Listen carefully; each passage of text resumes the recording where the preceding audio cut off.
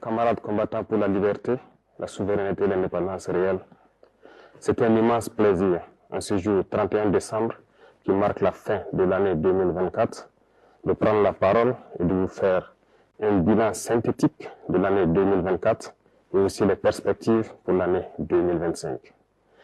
Mais avant tout propos, permettez-moi de rendre grâce à Dieu qui couvre le Burkina Faso de sa main bienveillante et qui nous permettent de rester debout. Je rends donc un vibrant hommage à toutes nos forces combattantes qui se battent jour et nuit jusqu'au sacrifice suprême pour que notre patrie reste et demeure. Je souhaite un prompt rétablissement à tous ceux qui ont été blessés dans cette barbarie et je prie Dieu pour le repos des âmes de tous ceux qui sont tombés dans cette bataille. Aussi, je voudrais rendre un hommage au vaillant peuple burkinabé, de l'intérieur comme de l'extérieur, qui continue de contribuer de façon massive pour que nous menions cette guerre et aussi que nous amorcions notre développement réel. 2024 a été une année pleine de défis. Sur le champ de bataille, l'ennemi a essayé de reprendre l'initiative stratégique pour nous empêcher d'atteindre nos objectifs. Mais grâce à nos vaillants et résilientes forces combattantes, nous avons pu maintenir le cap et toujours garder l'initiative. Aujourd'hui, plus que jamais, nous menons des offensives et nous partions où nous souhaitons mener les actions et nous traquons ces criminels jusqu'à leur dernier retranchement. Cela a été possible grâce à une dynamique enclenchée depuis 2023 et qui se poursuit toujours. Notamment, il s'agit de l'équipement de nos forces combattantes en moyens logistiques, en moyens de manœuvre et en moyens feu. Et nous allons continuer à accroître tout au long de l'année 2025 pour que l'armée dont nous rêvions puisse être une réalité et puisse protéger notre patrie pour des années, des décennies à venir. Nous continuerons le recrutement comme il a été le cas en 2024. Pour cette seule année, nous avons recruté au sein des Forces armées nationales seules plus de 15 000 hommes qui sont toujours en formation dans les centres et qui devront donc renforcer les rangs des forces combattantes au cours de l'année 2025. Nous poursuivrons également la formation de manière intensive en collaboration avec tous les amis de Burkina Faso pour que nous puissions avoir l'armée que nous souhaitons. Sur le volet du maillage du territoire, plusieurs unités ont vu le jour avec une armée qui est la brigade spéciale d'intervention rapide et nous continuerons de renforcer les capacités de toutes les armées pour faire face à la menace actuelle et les menaces à venir. Dans ce sens, il y aura la création au cours de l'année 2025 d'au moins 5 bataillons d'intervention rapide qui seront placés donc dans des zones stratégiques et aussi au niveau de l'armée de terre, nous verrons la création d'un groupement expéditionnaire Sahel.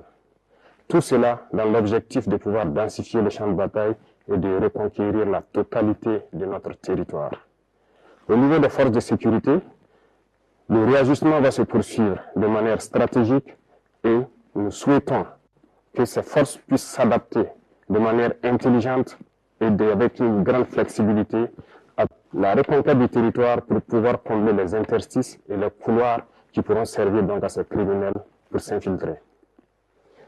Nous poursuivrons donc les efforts avec l'accompagnement du peuple pour mettre à niveau toutes nos forces combattantes et pouvoir mailler et reconquérir l'intégralité de notre territoire. Et pour ce faire, les infrastructures routières sont très importantes pour accompagner la reconquête du territoire. Au cours de l'année 2024, plusieurs projets ont vu le jour, notamment en matière de construction de routes tant dans nos villes que dans nos campagnes. Dans ce sens également, il a été créé l'initiative Faso-Miabou, qui devra donc à terme pouvoir doter chaque région d'une brigade de construction de routes. Déjà, les équipements pour les premières brigades sont en route et dans quelques jours, elles pourront être opérationnelles et devront commencer à agir pour le bonheur donc de nos forces combattantes pour leur mobilité sur les champs de bataille et aussi doter certaines zones qui depuis là n'ont pas de route, de bonne route pour qu'ils puissent communiquer. Qui parle de route, parle aussi d'écoulement de nos produits. En ce sens, nous avons intensifié en matière d'agriculture notre production cette année 2024. Les résultats sont très satisfaisants et nous rendons grâce à Dieu qui nous a permis d'avoir une très bonne pluviométrie sur l'ensemble du territoire national. La production a été exceptionnelle et nous allons poursuivre dans ce sens. Plusieurs spéculations ont été introduites, des spéculations de rente, telles que le cacao, le café, l'avocat, le blé, bien d'autres, qui devront permettre de pouvoir stopper plus ou moins les importations au Burkina Faso et aussi de transformer ces matières et de revendre à l'extérieur pour faire entrer des devises dans notre pays.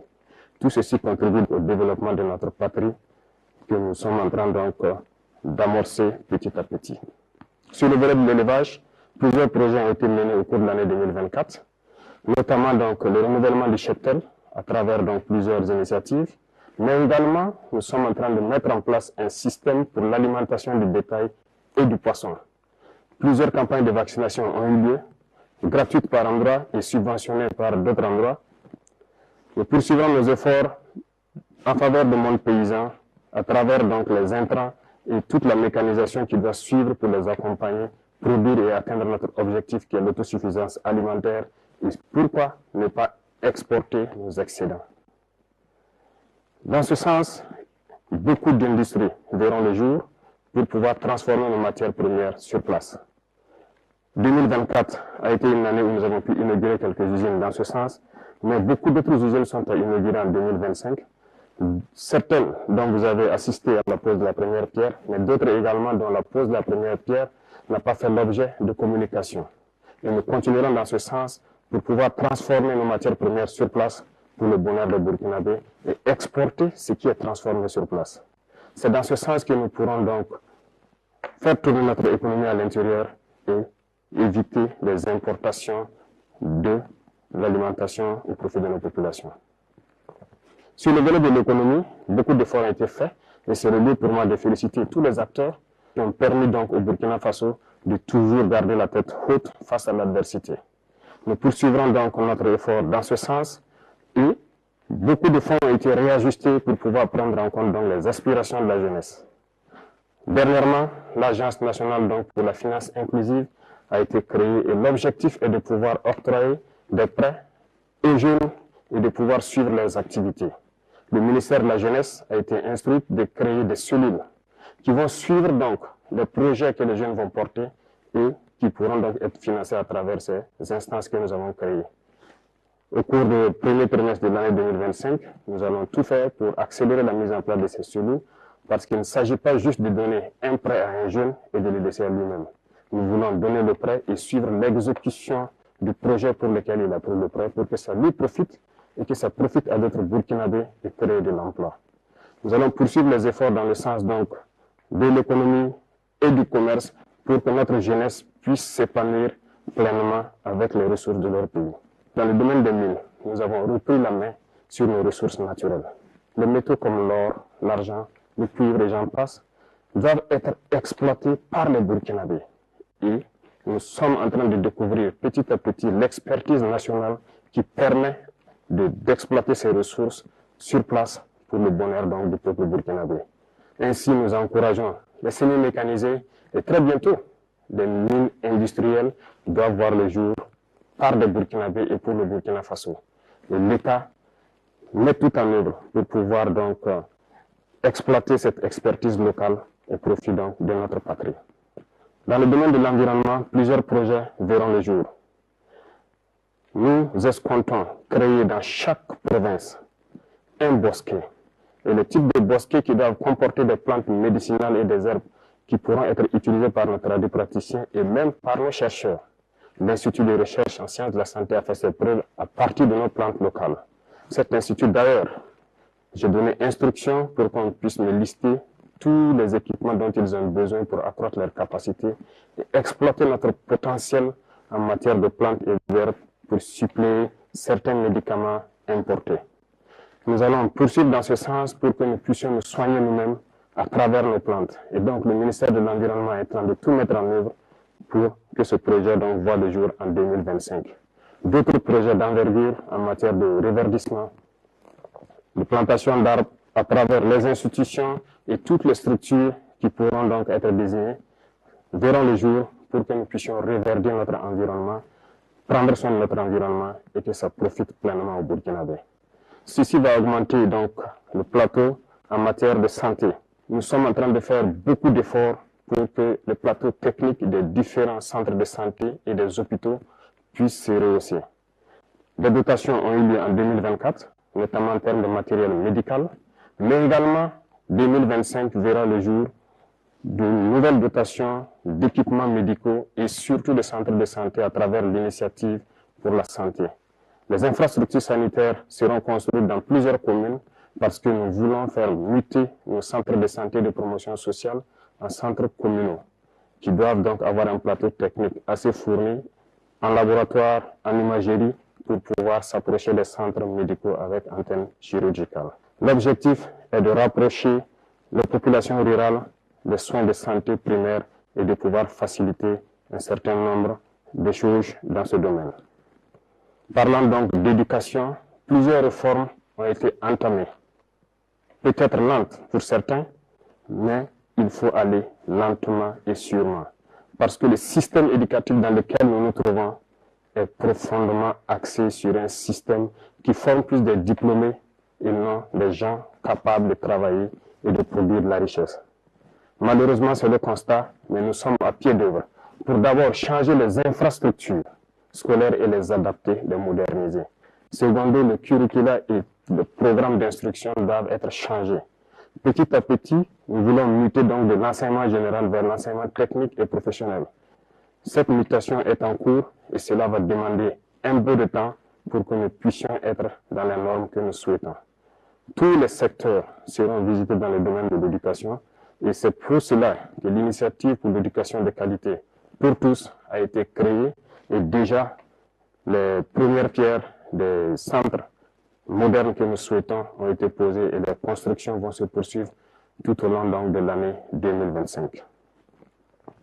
Camarades, dans le domaine donc de l'administration, comme vous avez été témoin du dernier procès de détournement de fonds dans notre administration, cela montre combien notre administration n'est pas en adéquation avec les aspirations du moment. Aussi, les procédures sont obsolètes. Voilà pourquoi beaucoup de mesures sont en train d'être prises pour que cette administration redevienne fonctionnelle comme on le souhaite. La CRD a été mise en place dans ce sens et nous travaillerons à ce que dans le mois de janvier, elle soit opérationnelle et que les citoyens puissent dénoncer des cas de dérive et de manquement, de dysfonctionnement dans notre administration. Nous poursuivrons dans cette logique pour pouvoir redresser, mais aussi inviter la digitalisation dans l'administration pour pouvoir lutter efficacement contre la corruption. Parce que tant que les procédures ne seront pas dématérialisées, les délais de traitement des dossiers seront toujours longs et la corruption va s'inviter. La fonction publique est donc instruite de changer le rythme pour pouvoir intégrer un certain nombre d'emplois pour que certaines personnes qui étaient sous contrat au sein de l'administration puissent être intégrées de manière efficace et avoir un plan de carrière. Nous poursuivrons beaucoup de réformes dans ce domaine jusqu'à ce que notre administration soit celle que le peuple souhaite. Dans le domaine de la justice, beaucoup de réformes ont déjà eu lieu et nous poursuivrons en 2025. Les tribunaux coutumiers devront voir le jour et dans ces tribunaux coutumiers, des auditeurs de justice d'un nouveau type seront donc recrutés pour animer ces tribunaux coutumiers. Cela pour prendre en compte nos valeurs endogènes de règlement des conflits, pour avoir une justice réparatrice et non une justice uniquement punitive. Dans ce sens, en prenant en compte nos valeurs endogènes et en impliquant nos leaders coutumiers et religieux sur les valeurs qui sont les nôtres, nous pouvons transformer notre justice, la rapprocher du justiciable. Ces réformes vont se poursuivre tout au long de l'année 2025 et nous comptons pouvoir atteindre notre objectif avant la fin de l'année. Dans le domaine de l'administration territoriale, comme annoncé par le Premier ministre lors de son discours de politique générale, un redécoupage du territoire s'impose, en tenant compte d'un certain nombre d'aspects, superficie certes, mais surtout stratégiques et économiques. Cela sera proposé en 2025. La décentralisation, qui est aujourd'hui une très bonne chose dans le fond, mais dans la mise en œuvre se retrouve en souffrance. Une étude a été diligentée actuellement au niveau de l'ensemble BF et du CAPES. L'étude dont les résultats sont attendus dans ces jours-ci doit nous permettre de faire un diagnostic profond du processus de décentralisation. Dans ce sens, un certain nombre de fonds ont été donc suspendus en attendant ces études pour pouvoir réarticuler et donner de nouvelles missions aux autorités donc des collectivités territoriales.